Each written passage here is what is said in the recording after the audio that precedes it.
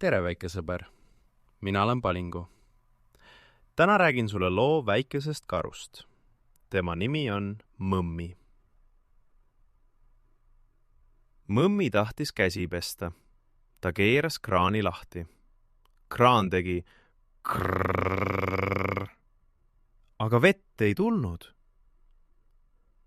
Kuhu vesi läks? Küsis Mõmmi. Mõmmi vaatas kraani sisse. Tühi. Mõmmi pani kõrva kraani peale. Krrrr, tegi kraan. Aga vett ikka ei tulnud. Mõmmi läks kööki. Ta keeras köögikraani lahti. Krrrr. Ka siin ei tulnud vett. Vesi on ära kadunud, hüüdis Mõmmi.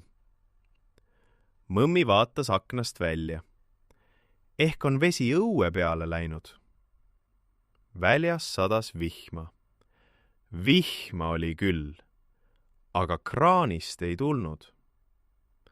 Emme, emme, hüüdis Mõmmi. Vesi on kadunud.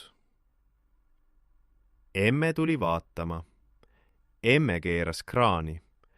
Krrrr, aga vett ei tulnud. Vesi tuleb torudest, ütles emme. Pikad torud on seina sees. Seina sees, küsis Mõmmi. Mõmmi pani kõrva seina peale. Ta kuulis. Torud on haiged, ütles Mõmmi. Emme naeratas. Kutsume toruarsti, torumehe. Torumees tuli. Tal oli suur punane kast. Kastis oli tööriistu. Mutrivõti, kruvikeeraja, tangid. Torumees vaatas kraani alla. Ütles torumees. Ta koputas toru. Kopp, kopp.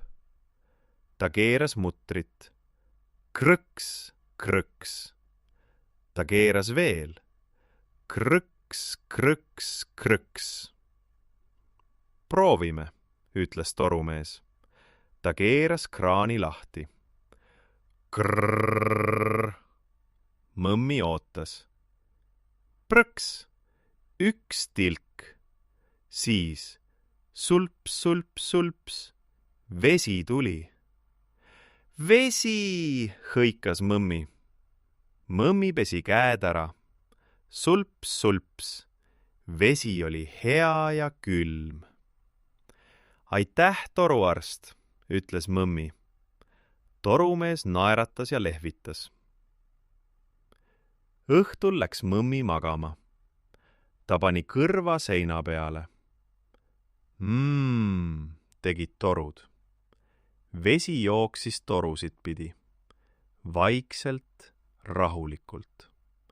Mõmmi naeratas ja jäi magama.